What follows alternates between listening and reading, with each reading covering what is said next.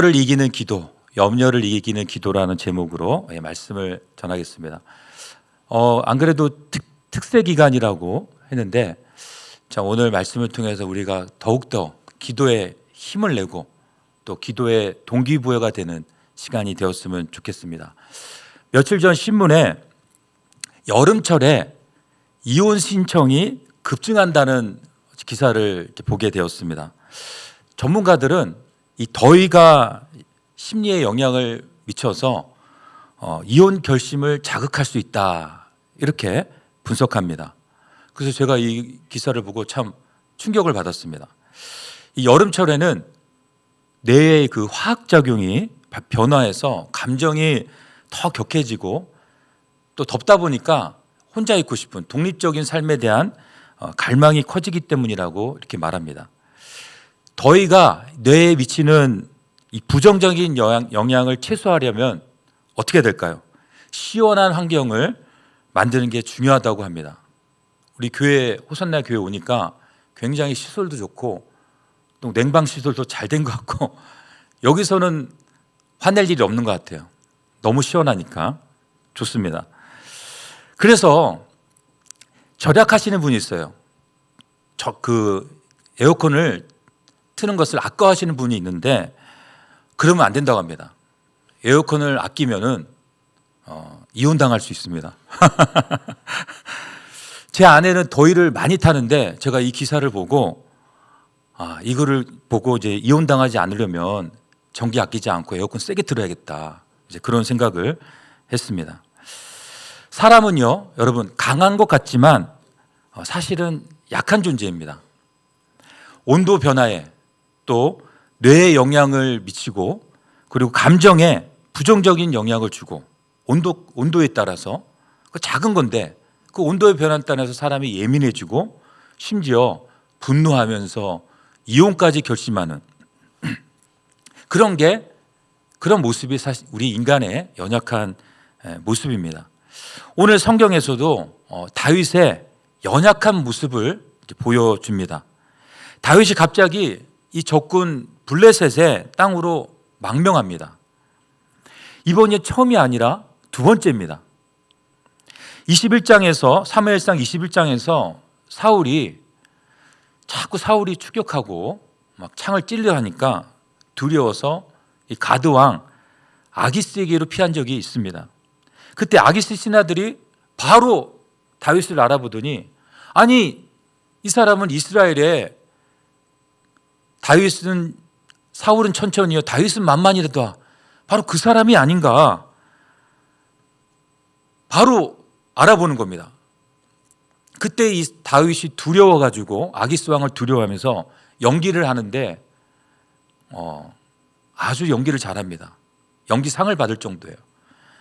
막 미친 척하면서 문짝을 긁더니 침을 막 수염에 흘리면서 막 헛소리를 하니까 이 아기스 왕이, 아니, 이 나라에 미친 사람이 없어서 저 사람까지 데려왔냐고, 당장 쫓아내라고, 그렇게 해서 연기상을 받고 다윗이 연기를 잘해서 위기를 모면한 적이 있습니다. 그러니까 다윗이 좀 재능이 있나 봐요. 달란트 이런 거, 찬양도 잘하고 끼가 있는 것 같습니다.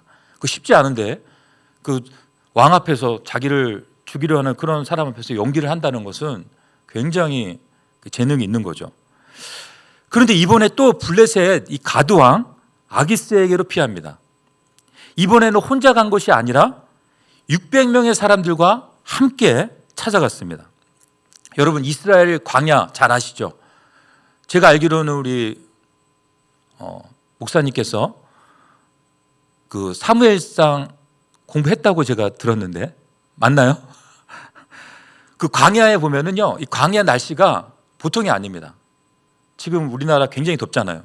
최고 기온이라고 하는데 폭염이고, 그 광야의 기온이 한낮 기온이 40도에서 50도, 그런 정도로 매우 덥습니다. 이런 더위 가운데 다윗은 이제 지칠 대로 지친 겁니다. 사울에게 쫓기고 긴장하고 더위까지 이제 지친 거예요. 이 광야의 더위가 뇌에 부정적인 영향을 미친 탓인지 다윗은 또다시 이 블레셋 땅으로 도망치기로 결정한 것입니다. 1절에 보십시오. 다윗이 그 마음에 생각하기를 내가 후일에는 사울의 손에 붙잡히리니 블레셋 사람들의 땅으로 피하여 들어가는 것이 좋으리로다. 사울이 이스라엘 온 영토 내에서 다시 나를 찾다가 단념하리니 내가 그의 손에서 벗어나리다 하고. 다윗은 오랜 시간 이 사울에게 쫓기다 보니까 이 사울에 대한 강박증이 있었던 것 같습니다. 저도 청년 때 좀 강박증이 있었어요. 좀 불안을 많이 겪어가지고 있었는데, 이 보통 사람은 여러분 분노나 미움, 이 화를 다스리는 감정을 제어하는 기능이 있습니다. 우리가 정상적일 때 화가 나도 막 날씨가 더워도 그래 참자, 이 감정 제어 기능이 있어요. 그런데 너무 오래 긴장 상태에 있거나 계속 분노하게 되면은 이런 감정 제어 기능이 타버립니다. 타버려요. 이 모터가 타는 것처럼 계속 틀어놓으면 타는 것처럼. 그래서 이 평소의 생각이나 충동이 이 조절이 안 돼서 이게 사실로 믿어지게 되는 거예요. 때로는 극단적인 생각, 좋지 않은 생각들을 하는데 그것이 사실로 받아들여지게 됩니다. 그러니까 통제가 되지 않고 극도의 불안에 빠지는 겁니다. 다윗은 지금 그런 상황이에요. 광야 생활에 질질대로 지쳐서 지금 최악의 부정적인 생각에 빠졌는데 그 사실을 믿는 겁니다. 이건 반드시 이루어진다. 1절에 보십시오. 다윗이 그 마음에 생각하기를 이렇게 말하는데, 다윗이 그 마음에 어떤 생각을 했을까요? 내가 언젠가는 지금 어떻게 하나님 도와주셔서 피했지만 하나님 안 도와주시면 어떻게 하냐는 거예요. 그러면 꼼짝없이 사울의 손에 붙잡혀서 죽을 것이다. 그래서 내가 지금 할 수 있는 최선의 방법은 뭐냐? 이 블레셋 사람들의 땅으로 도망치는 것이다. 그 생각을 믿는 겁니다.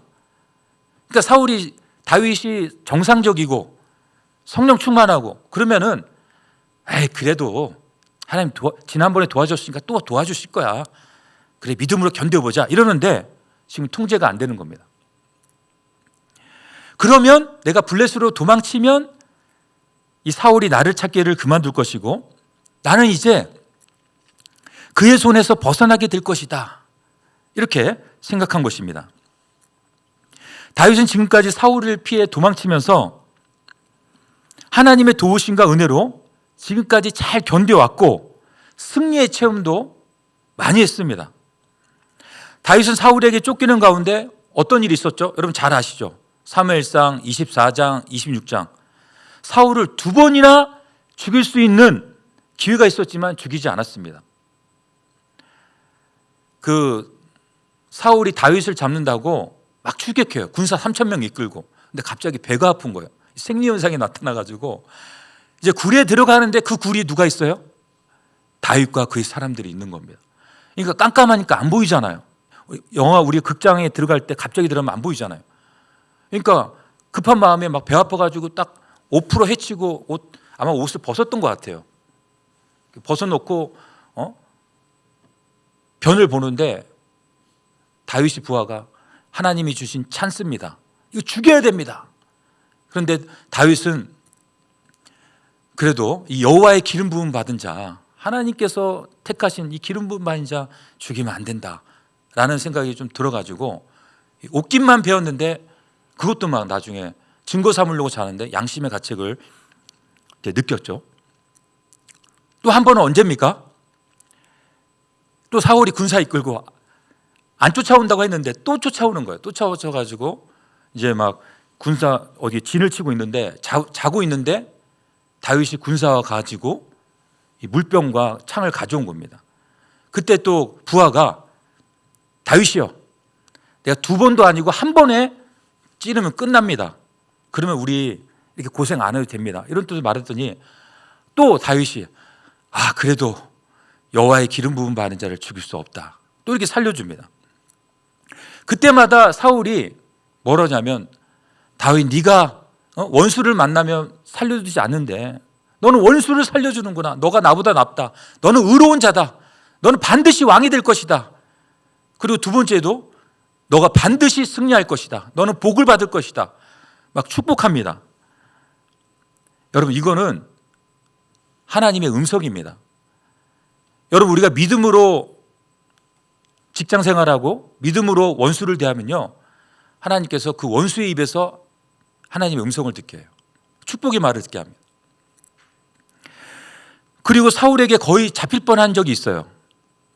거의 손만 닿으면 잡을 수 있는 그런 상황인데, 이제 우리 끝났다, 우리 이제 죽었다 했는데 갑자기 블레셋 군대가 쳐들어온 겁니다.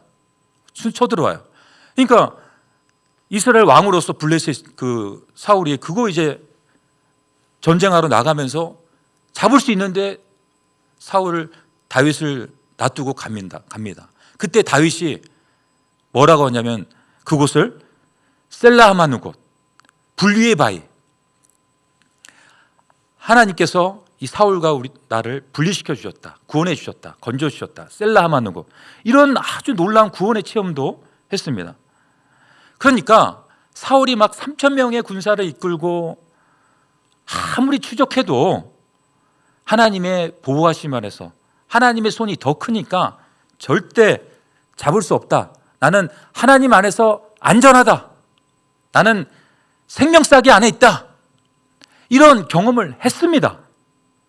그런데 어느 순간 다윗은 이 두려움에 사로잡혀서 이 블레셋으로 망명을 결정한 겁니다. 여러분, 이런 다윗의 모습이 이해가 갑니까? 저는 좀 이해가 가지 않더라고요. 아니, 그렇게 은혜를 많이 받고 하나님이 셀라하마는 곳, 적의 손길을 통해서 건져주셨으면 그 하나님을 믿어야지. 왜 갑자기 불신앙에 빠져서 다 블레셋으로, 그것도 한 번이 아니라 두 번 똑같은 실수를 할까? 참 이해하기가 어렵습니다. 지금까지 받은 은혜 도대체 뭐냐? 다 쏟아버리고 이해하기가 어렵습니다. 여러분, 이런 현상이 다윗에게만 있었던 게 아닙니다. 우리가 잘 아는 믿음의 조상 아브라함에게도 이런 비슷한 증상이 있었습니다. 아브라함의 이 증상은 뭐냐면 좀 다른데, 새로운 곳으로 가기만 하면 심장박동이 막 두근두근 하면서 불안 증세가 찾아오는 거예요. 뭐냐면 이 사람들은 내 아내 사라가 이쁘기 때문에 이 사라의 피부가 그 당시 그 화장품도 없었는데 노화가 안 돼요. 제가 오늘 우리 호산나 자매님들 보니까 대부분 다 사라의 피부를 가진 것 같아요. 다 청춘이에요. 다 청춘. 굉장히 아름답습니다. 사라가 예쁘니까 이 아브라함이 뭐냐면 아브라함을 죽이고, 그 당시에 그런 게 있었어요. 자기 아내를 빼앗을 것이다. 이런 두려움이 있습니다. 그래서 하나님이 애굽에 내려갔을 때 이 애굽의 바로가 실제로 일어납니다. 바로 그 아내를 누이라고 하니까 사라를 데리고 와요. 자기 아내로 삼습니다. 그때 하나님이 또 개입하셔가지고 이 바로 왕궁에 병을 주셔서 아브라함을 불러서 사라를 데리고 가게 했습니다. 그런데 그랄 땅에 가서도 또 사라를 뭐라고 하냐면 누이라 해라. 난 자신 없다. 난 반드시 죽을 거다. 나는 당신을 빼앗고 난 죽일 거다. 그러면서 거짓말하니까 또 아비멜렉 그 왕이 사라를 자기 부인으로 삼으려고 데려갔는데 또 하나님 간섭해 주십니다. 그래서 하나님이 꿈을 통해서, 아비멜렉을 통해서 너 건들지 마라. 너 건들면 죽는다. 이게 책망하니까 다시 사라를 돌려받게 되었습니다. 여러분, 아브라함이 믿음의 조상인데 왜 이런 반복적인 실수를 할까요? 여러분, 원래 아브라함은 잘 아시지만 하란 땅에서 안정적인 생활을 하던 사람이었습니다. 그러나 아브라함이 언제부터 불안정한 삶을 시작하냐면 하나님의 말씀이 갑자기 임하면서 너는 본토 친척 아버지 집을 떠나라. 아브라함은 뭣도 모르고 그 말씀을 또 순종해가지고 떠납니다. 근데 하나님이 어디로 가야 될지 말도 안 해줘요. 무조건 떠나. 내가 너와 함께 하겠다. 아니, 여러분, 요즘에 어디 갈 때, 제가 여기 올 때도 내비치고 옵니다. 근데 어디 가라고 주소도 안 알려주고 가라면 얼마나 불안하겠어요. 그때부터 아브라함이 이 불안 증세가 좀 있었어요. 강박증도 나타나고. 물론 하나님께서 때마다 도와주시고 복도 주시고 함께 하시는 증거를 많이 보여주셨죠. 언약도 맺으시고. 그럼에도 불구하고 아브라함의 마음 한구석에는 혹시 하나님께서 나를 지켜주시지 않으면 어떡하나. 나는 여기 친척도 없고 아는 사람 하나도 없는데 내가 여기 다 인맥 다 떠나서 왔는데 하나님이 나를 안 도와주시면 어떡하나. 무엇을 먹을까? 무엇을 입을까? 염려하지 말라. 그 말씀 붙들고 했는데 여러분, 하나님 만약에 안 도와주시면 어떡해요? 굶어야 됩니다. 굶어야 돼요. 그러면 나는 망할 수밖에 없다. 나는 여기서 버려지고 죽는 수밖에 없다. 이런 불안한 마음이 항상 아브라함의 마음에 있었던 것입니다. 그래서 이런 불안이 지속되면서 강박증이 되면서 새로운 곳으로 가기만 하면 누군가 내 아내를 빼앗을 거야. 나를 죽일 거야. 그러면서 두려움에 빠졌던 것입니다. 여러분, 이것을 보면은 신앙이 아무리 좋은 아브라함이라 하더라도 결코 완전한 사람은 아니라는 것을 알 수가 있습니다. 여기서 우리 위로받아요. 아브라함도 이런 부족함이 있네. 나는 엄청 부족한데. 위로를 받아요. 완벽한 사람이 없습니다. 부족함이에요. 다 부족한 사람들이에요. 여러분, 아브라함이 하나님의 손에 붙들리고 성령 충만할 때는 다른 모습이에요. 어떤 모습이죠? 여러분, 그돌라오멜 그 연합군을 이깁니다. 다윗, 아브라함의 그 몇몇 안 되는 사람들 가지고 연합군을 이겨요. 대단하고 담대한 사람입니다. 아브라함이. 하나님께 붙들리면 능력의 사람이에요. 그리고 롯과 헤어질 때도 목초지를 그래 너 먼저 해라. 너 가져라. 굉장히 스케일이 커요. 이 마음이 좁은 사람이 아닙니다. 마음이 넓고 또 여유가 있고 좀 배려심이 있는 그런 사람입니다. 그런데 이 아브라함이 어떤 부정적인 생각에 빠질 때 가시예요. 이게 가시. 어떤 이렇게 좀 안 좋은 생각에 빠질 때는 이 불안감에 휩쓸리고 막 식은땀을 흘리고 그리고 자기 아내에 대해서 거짓말하고 그런 약한 사람으로 드러나는 거예요. 여러분, 아내를 지켜줘야 할 남편이 우리 결혼할 때 아내를 지켜줄 겁니까? 우리 서약도 하잖아요. 그런 남편이 자기 살자고 아내를 누이라고 이 속이는 사람이 어떻게 믿음이 사람이라고 할 수 있겠습니까? 우리 옆에 사람에게 좀 한번 물어보세요. 당신의 남편은 어떻습니까? 안 물어보시네. 다들 믿음이 좋으신가 봐. 그런데 하나님의 백성에는 이런 양명성이 있다는 겁니다. 이런 양명성이 있어요. 우리 안에 은혜가 넘치고 이 성령 충만할 때와 은혜가 마르고 염려가 가득 찰 때 너무나 다른 모습이 될 수 있습니다. 여러분, 이게 다른 사람의 모습이 아니에요. 바로 저와 여러분의 모습입니다. 예배 시간에 막 뜨겁게 찬양합니다. 제가 이게 그 호산나 교회 또 설교를 듣는데 굉장히 깊이 있게 설교하시는 거예요. 그리고 설교 시간이 짧지 않아요. 이 교회 수준이 굉장히 높구나. 제가 그걸 느꼈습니다. 보통은 요즘에 현대인들은 30분 넘어가면 힘들어해요. 근데 목사님은 아주 그리고 잔잔하게 하면서도 그 말씀 외에 얘기 안 하고 굉장히 깊이 있게 강의 중심을 하더라고요. 그런데도 성도들이 개척교회 5년 만에 좀 신기합니다. 우리 여기 호산나 교회는.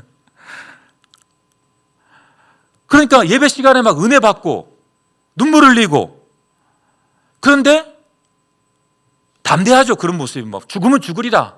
에스더 같아요. 막 에스더. 그런데 집에 불 끄고 혼자 있을 때 그때는 너무 인간적인 거예요. 막 두려워하면서 미래를 걱정하고 내 노후는 제대로 될까? 막 손까지 떨면서 그런 모습이 너무 다르다는 거죠. 아니, 이 권사님이, 이 집사님이 그때 그 모습인가 할 정도로 너무나 다른 모습이라는 겁니다. 헷갈리죠? 저도 굉장히 연약한 사람입니다. 제가 이제 뭐 우리 교회 아니니까 저 연약함을 오픈할 수가 있어요. 저도 막 말씀 전할 때는 기도하고 말씀 전할 때는 담대하게 선포하죠. 근데 혼자 있을 때는 막 소심해져요. 여러 가지 두려움에 빠지고. 여러분, 다윗도 마찬가지죠. 다윗은 양을 치는 목동 시절 때부터 지금까지 하나님의 손에서 보호를 받았습니다. 양을 칠 때 여러분, 사자 곰이 막 잡으려 올 때 다윗이 얼마나 충만했냐면 하나님의 성령의 능력으로 사자의 입을 찢어요. 그거 불가능합니다. 아무리 힘센 사람도. 막 곰의 수염을 잡아당기고 갖고 놉니다. 사자와 곰을. 그리고 하나님이 함께 하시는 거죠. 성령의 능력이 나타나는 거예요. 여러분, 우리가 너무 잘 아는 골리앗. 이스라엘 온 백성들이 다 덜덜 떨어요. 아무도 나서는 사람이 없어요. 근데 유일하게 한 사람, 이 다윗이 만군의 여호와 이름으로 이 물맷돌을 던지는데 정확하게 여기 꽂혀가지고 이깁니다. 다윗의 힘이 아니었어요. 만군의 여호와의 힘, 하나님의 능력으로 이겼습니다.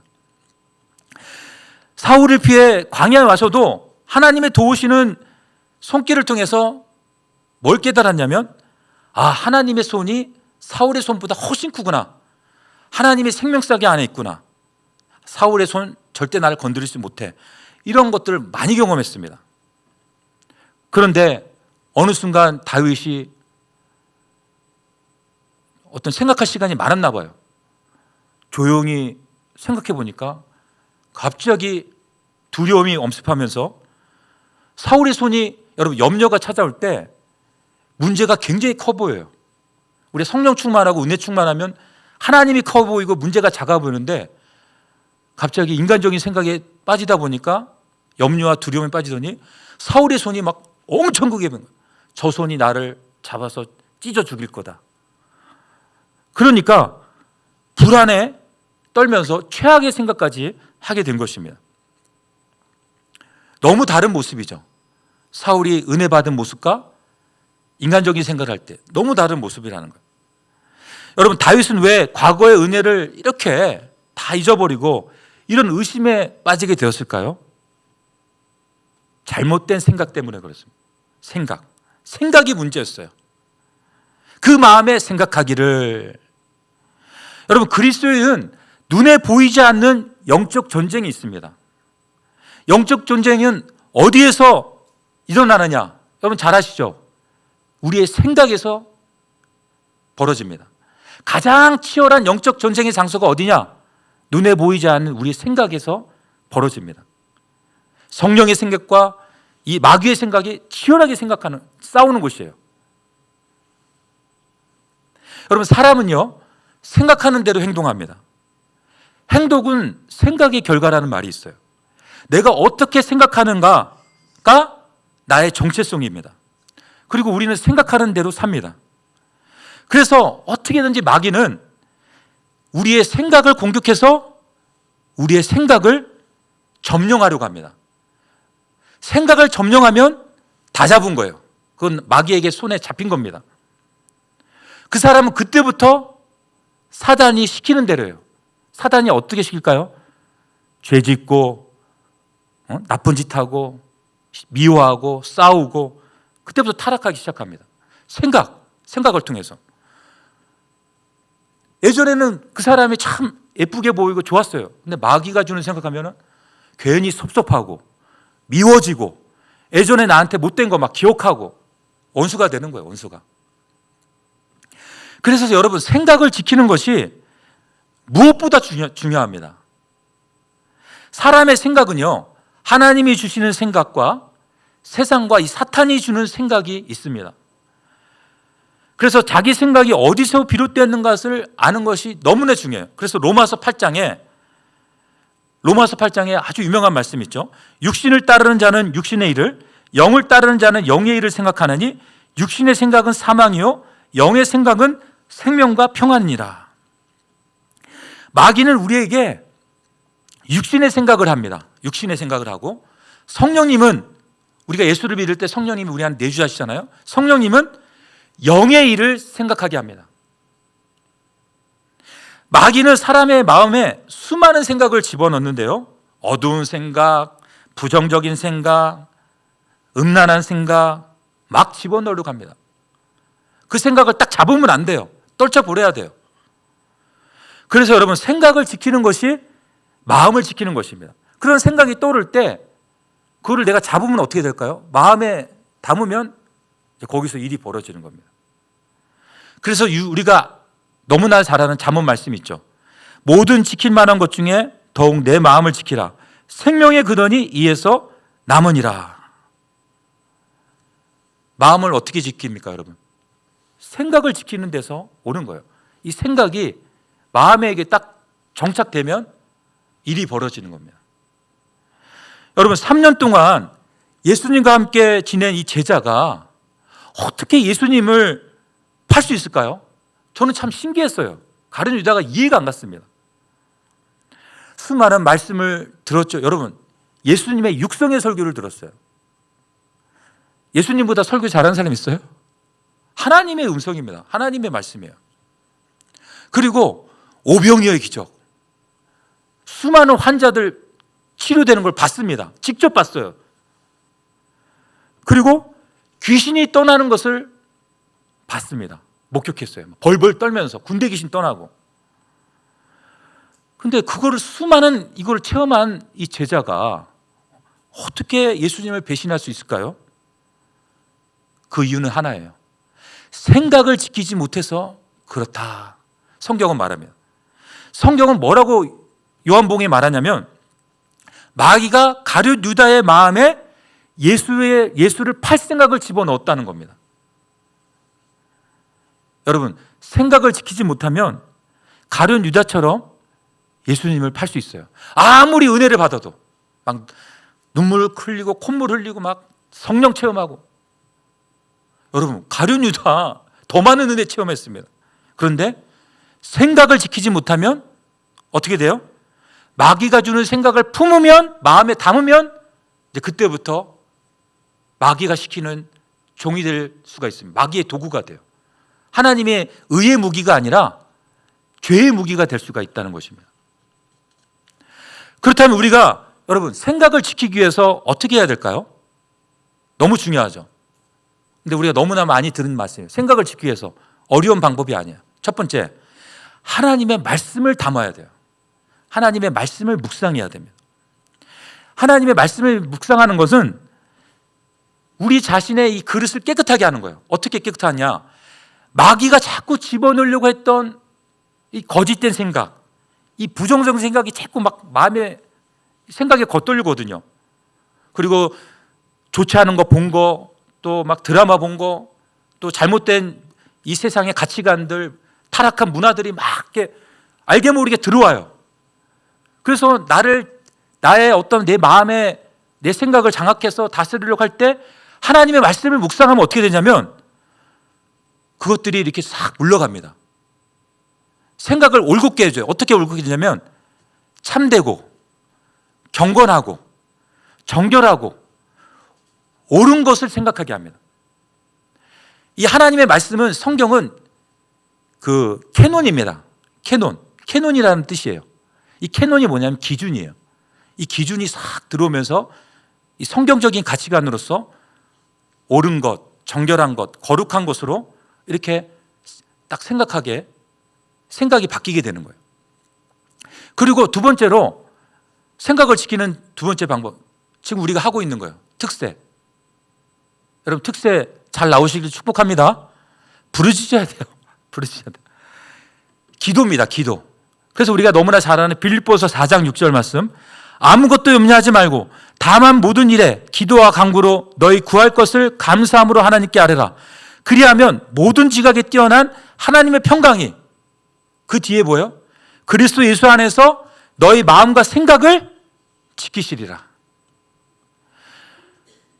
여러분, 뭐라고 합니까? 이 기도와 간구를 통해서 우리의 마음과 생각을 지켜주신다는 것입니다.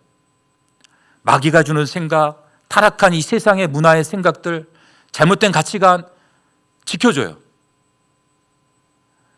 그런데 여러분, 27장에서 사무엘상 27장에서 다윗이 하나님께 기도했다는 내용이 없습니다.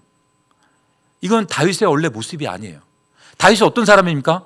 항상 뭐 하기 전에 물어봅니다. 하나님, 제가 그 일날을 도와야 됩니까?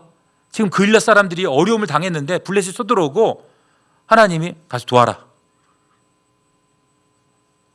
응답받고 합니다. 응답받고. 항상 다윗은 하나님께 물어보는 사람이에요. 기도하는 사람이었어요. 근데 이번에는 27장에서는 생각하는 시간이 많았는지, 그러니까 생각을 여러분 말씀 없이 기도 없이 생각하는 거는 유익하지 않을 때가 많습니다. 염려가 많이 찾아요. 기도 없이 생각 많이 하다 보니까 기도했다는 내용이 없습니다. 하나님께 묻지 않고 어떻게 해요? 다윗이 그 마음에 생각나는 대로 철저하게 이성적이에요. 현실에 대한 이성적이고 객관적이고 그런 판단으로 결정하고 움직인 것입니다.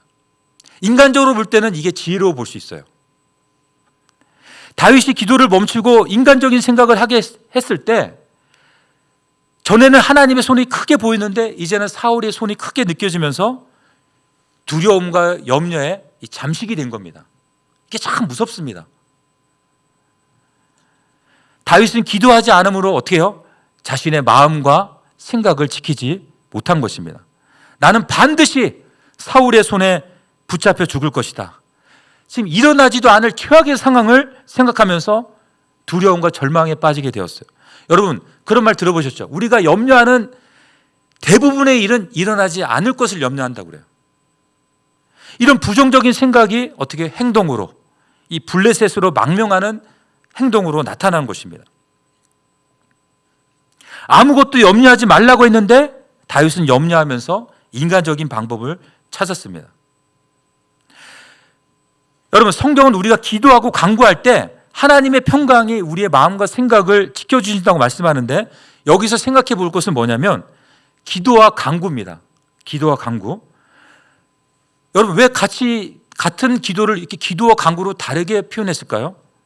원어 성경이 다른 거예요. 원어 성경에 보면은 이 기도는 프로시케, 간구는 데에시스입니다. 무슨 말이냐면 이 기도는 하나님과 이 사귐의 교제, 사귐의 기도, 이 교제와 대화를 말하는 거고, 그러니까 뭐 하나님을 찬양하고 기도하고 말씀 묵상하고 기도하고 하나님의 음성을 들으려고 하나님의 뜻을 구하면서 이렇게 기도하는 그게 이 기도예요. 프로시케. 간구는 뭡니까? 우리 너무 잘하죠. 이거 주세요. 저거 주세요. 우리의 필요를 간구하는 거. 이게 간구입니다. 이 두 가지 같이 있어야 되겠죠? 그런데 여러분, 대부분의 사람들은 간구의 시간은 많은데 기도의 시간은 적다는 것입니다. 30분 기도한다 쳐요. 보통 사람이 하루에 30분 기도한다. 뭐 새벽에 기도하든 저녁에 기도든. 근데 30분 기도가 거의 대부분의 간구의 기도를 하고 마치는 경우가 많다는 것입니다. 그래서 어떤 결과가 나타나냐? 하나님께 영향을 별로 받지 못한다는 것입니다. 우리는 필요를 구하는 간구만 하면요, 하나님께 영향을 받지 못해요. 그냥 이거 해주세요, 저거 해주세요. 자기 얘기만 하다가 그냥 일어서고 가는 거예요. 우리가 하나님께 영향을 받으려면 하나님과 같이 있어야 돼요. 하나님 앞에 좀 잠잠하게 머무르는 시간이 필요합니다. 하나님과 사귐의 기도, 하나님과 교제하는 그런 기도를 통해서 좀 머무는 그런 시간이 필요하다는 거예요.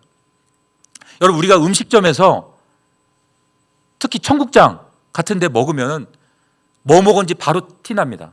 아, 청국장 먹었지, 된장국 먹었지, 김치찌개 먹었지. 왜냐하면 냄새가 배기기 때문에 그렇습니다.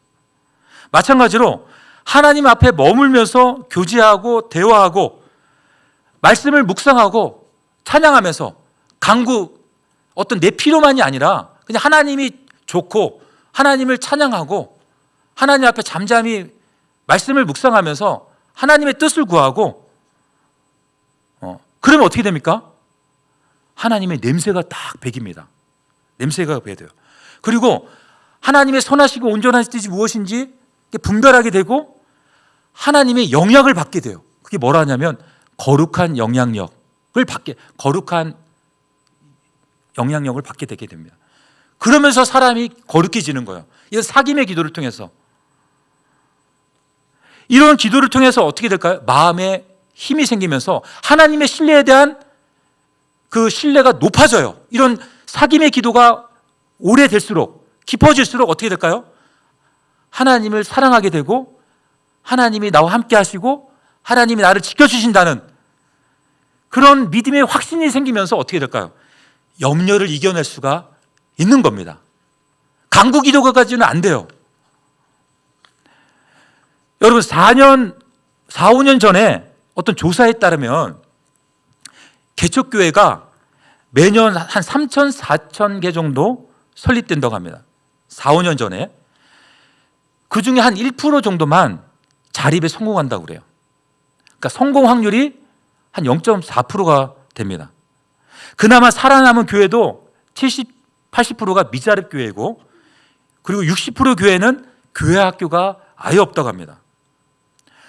현재는 코로나 지나고 현재는 더 심하겠죠. 더 개척하고 성공률이 더 낮겠죠. 그런데 제가 놀랬던 것은 제가 이제 목사님과 우리 윤성민 목사님과 교제하면서 어떻게 이 호산나 교회는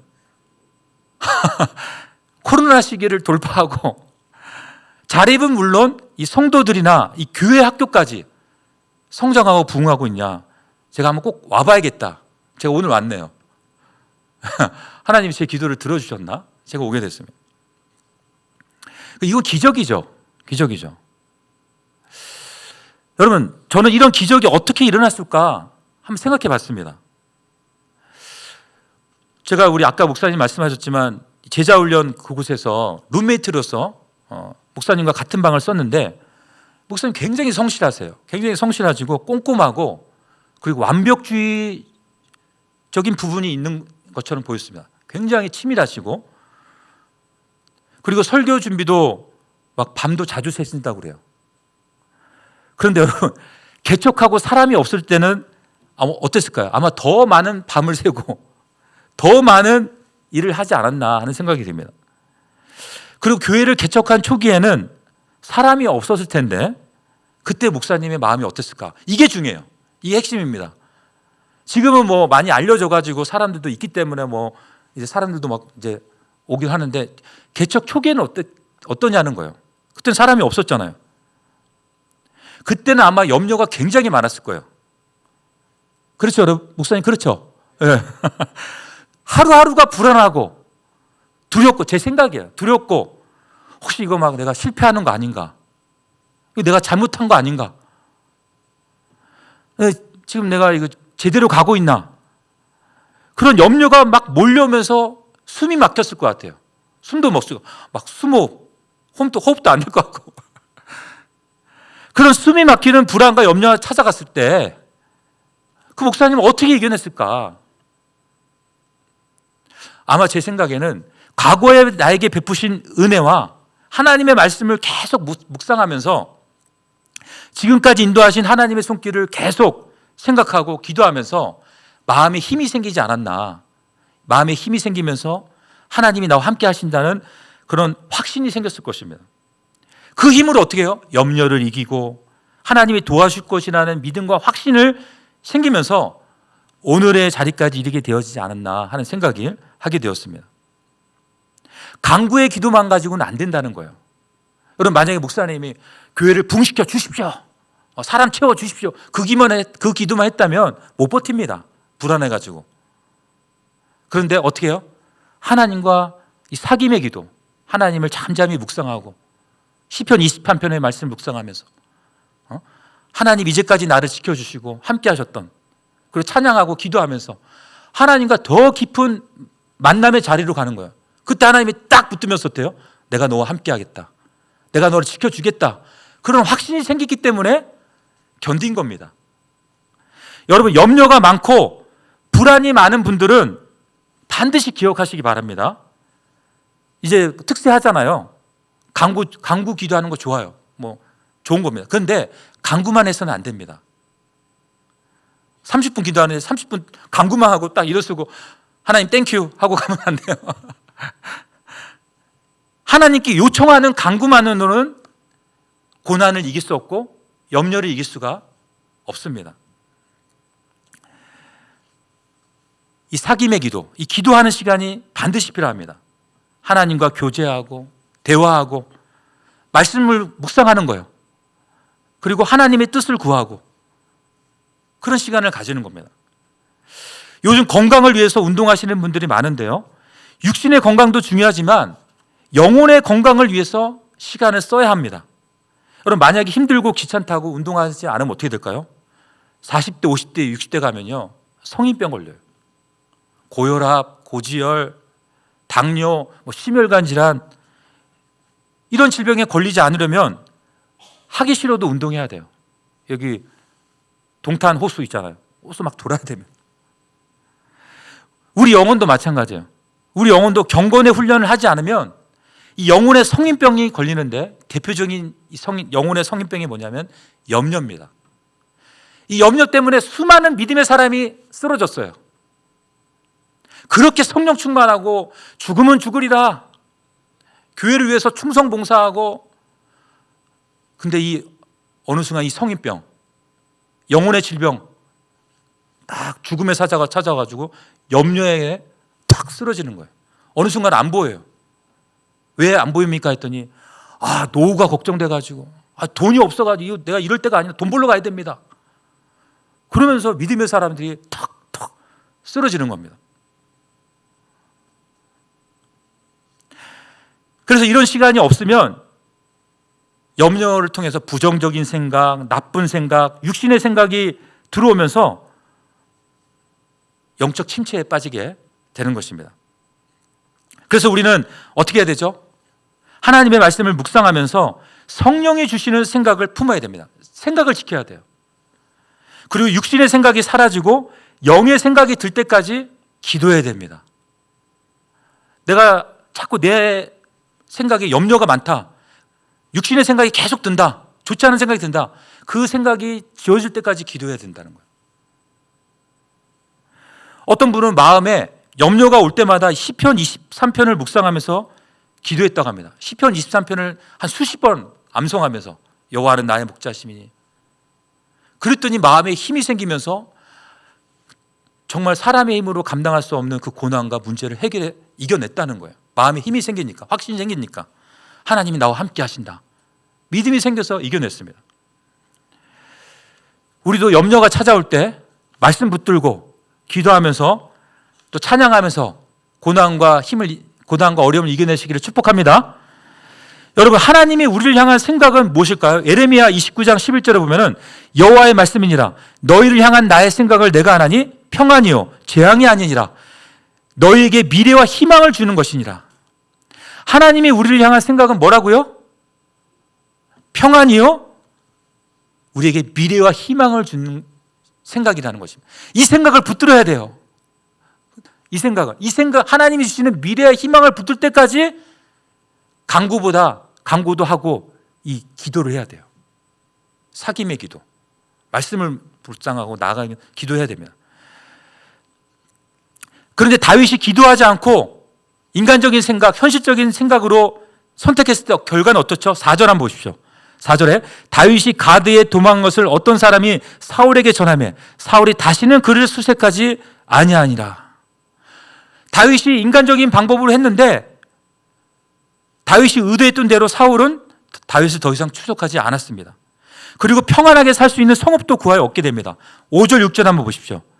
다윗이 아기스에게 이르되 바라건대 내가 당신께 은혜를 입었다면 지방 성읍 가운데 한 곳을 내게 주어 내가 살게 하소서. 당신의 종이 어찌 당신과 함께 왕도에 살릴까 하니 아기스가 그날에 시글락을 그에게 주었으므로 시글락이 오늘까지 유다 왕에게 속하니라.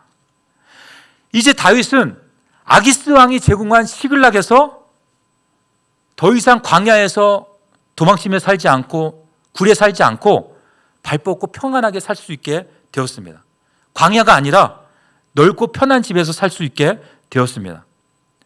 다윗이 믿음이 아닌 현실을 선택했을 때 어떻게 해요? 모든 것이 잘 되는 것처럼 보였습니다. 그토록 원했던 사울의 손에서 벗어났죠. 그리고 수년 만에 맛보는 안정감, 넓은 집에서, 아기스 왕이 제공한 아주 좋은 집에서, 그리고 좋은 음식을 먹으면서 안정된 생활을 누리게 되었습니다. 그 전까지는 믿음으로 살 때는 하루하루가 막 긴장돼요. 사울이 또 언제 창 들고 쫓아올까? 이제 어디로 숨어야 되나? 함께하는 600명 어떻게 먹여 살려야 되나? 하루하루가 걱정이에요. 막 기도하지 않을 수가 없어요. 그런데 인간적인 생각으로 딱 결정하고 나니까 너무 편하고 너무 좋은 거예요. 7절에 보면은 다윗은 블레셋에 산 날은 1년 4개월이라고 말씀합니다. 7절에 보십시오. 다윗이 블레셋 사람들의 지방에서 산 날수는 1년 4개월이었더라. 다윗이 1년 4개월 동안 어땠을까요? 육신은 편했습니다. 그리고 8절에서 11절에 보면은 다윗이 아기스에게 잘 보이려고 거짓말까지 해요. 구술 사람, 기르그 사람, 아멜렉 사람을 쳐서 죽였는데 의복을 빼앗고 아기스에게 바치면서 뭐라고 하냐면 이스라엘 사람을 죽였다. 이런 거짓말합니다. 잘 보이려고. 그러자 아기스는 그래? 아니 자기 민족을 죽이고 나에게 이렇게 재물까지 분기까지 가져와? 다윗은 이제 확신이 내 부하가 되었다. 확신을 가지게 돼요. 12절 한번 보십시오. 우리 12절 같이 한번 읽겠습니다. 12절 시작. 아기스가 다윗을 믿고 말하기를 다윗이 자기 백성 이스라엘에게 심히 미움을 받게 되었으니 그는 영원히 내 부하가 되리라고 생각하니라. 아기스 왕은 이제 다윗 이제 확실하다. 자기 민족을 죽이고 나에게 이렇게 하는 거 보니까 이제는 의심 없이 내 부하가 되리라. 영원히 내 부하가 되리라 하면 기뻐합니다. 이런 확신을 가지자 이 아기스 왕이 어떤 이제 단계까지 가냐면 이 다윗을 나중에 이 이스라엘과 전쟁, 이 블레셋이 이스라엘과 전쟁할 때 이 다윗을 써야겠다. 이런 생각까지 하고 실제로 다윗을 용병으로 참여시키려고 합니다. 근데 그 순간에 다행히 하나님이 또 은혜로, 정말 하나님 긍휼이 많으신 분이에요. 또 블레셋 방백들의 반대로 그 전쟁에 참여하지는 않습니다. 그런데 여러분, 이스라엘의 왕으로 기름 부음 받은 다윗이 자기 동족과 싸워야 하는 상황으로 지금 몰린 거예요. 이스라엘 왕이 될 다윗이 이 블레셋 왕의 종으로 전락해 버렸습니다. 전락해 버렸어요. 하나님의 종이 뭐예요? 사단의 종으로 사용되려는 지금 그런 자리에 선 것입니다. 이게 복일까요? 절대 복이 아닙니다. 여러분, 다윗은 블레셋에서 육신은 편하고 안락한 삶을 살았지만 눈에 보이지 않는 사단의 함정에 빠져서 지금 사단의 도구로 사용되려는 위기에 처하게 되었습니다. 영적인 침체, 더 나아가서 사단의 도구로 사용되는 영적인 위기에 처하게 되었습니다. 여러분, 다윗이 블레셋에서 1년 4개월 동안 얻은 것과 잃은 것이 무엇일까요? 얻은 것은 뭐예요? 육신적인 편안함, 안락한 삶. 그러나 그의 영혼은 점점 죽어가고 있었습니다. 하나님 안에서 영혼이 살아있고 풍성하고 정말 강건했던 그의 영혼이 말라 비틀어져서 지금 사단의 도구로 죽어가고 있습니다. 물질적으로는 풍요했지만 다윗은 이제 찬송도 없고 기도도 하나님의 약속도 다 잃어버렸습니다. 예수님께서 뭐라고 말씀하셨습니까? 마태복음 6장에 사람이 만일 온 천하를 얻고도 제 목숨을 잃으면 무엇이 유익하리요? 사람이 무엇을 주고 제 목숨을 바꾸겠느냐? 여러분, 우리가 이 세상 천하를 얻어도 하나님을 잃어버리며 영혼을 잃어버리면 어떻게 될까요? 전부를 잃어버린 겁니다. 전부를 잃어버린. 이 세상 전부를 얻어도, 천하를 얻어도 하나님을 잃어버리고 영혼이 죽어가고 영혼을 잃으면 어떻게 돼요? 전부를 잃은 거예요. 반대로 우리가 믿음 때문에 광야에서 고난을 받아요. 아픔을 겪어요. 제대로 쉬지도 못하고 어려움을 당해요. 그런데 모든 걸 잃어도 하나님을 얻고 그 영혼이 살아나면 전부를 얻은 것인 줄 믿으시기 바랍니다. 예. 오늘 성경에서 다윗은 자신의 마음과 생각을 지키지 못해서 염려에 빠졌습니다. 그 염려로 인해서 어떻게 해요? 불신앙적인 길을 택했습니다. 여러분, 블레셋 땅에서 다윗이 누리는 평안은 참된 평안이 아니라 어떤 사람 말하기를 그 평안은 위장된 평안이다 말합니다. 거짓된 평안이라는 거예요. 여러분, 우리를 돌아봅시다. 우리는 지금 어떤 상황에 있습니까? 하나님이 주신 참된 평안을 누리고 있습니까? 아니면 다윗처럼 인간적인 생각과 염려에 빠져서 혹시 잘못된 평안에 빠져 있지 않습니까? 그것을 우리가 발견해야 돼요. 발견해야 돼요. 그래서 기도함으로 염려를 이기고 승리하시기를 축복합니다.